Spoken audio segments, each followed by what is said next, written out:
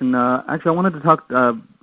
People mentioned the Pacquiao fight a couple times in the call, and actually, I wanted to ask Frank and Dan what they thought of the fight as sort of a reflection of what's going on in the boxing industry. We'll start with Frank. As far as the fight inside the ring or outside the ring? Both. You know, the fight itself and sort of its reflection on boxing.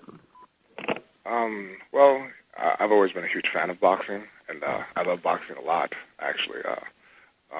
But as far as what boxing is doing outside the ring, I think that it's no, statement to say that it's been on a decline, and due to its own results and stuff, and also I think due to the fact of where the UFC is now.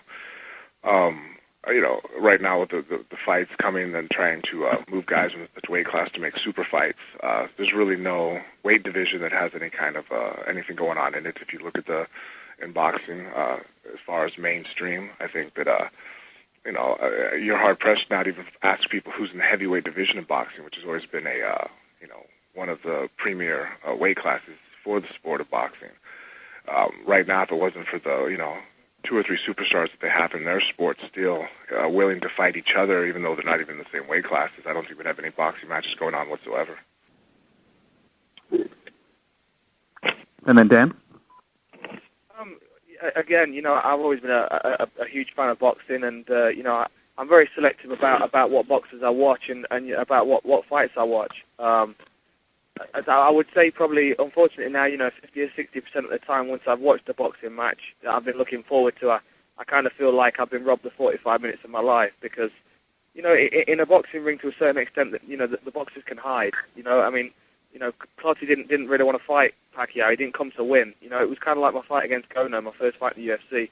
The guy didn't come to win, and they're not my kind of fighters, and I really struggle to watch those kind of people. I like guys that don't mind taking a risk and putting the neck on the line for just to for that adrenaline rush for that fight. And unfortunately there aren't many boxers out there that'll do that now. And which I think I think that's why MMA is coming up so fast because people need to see that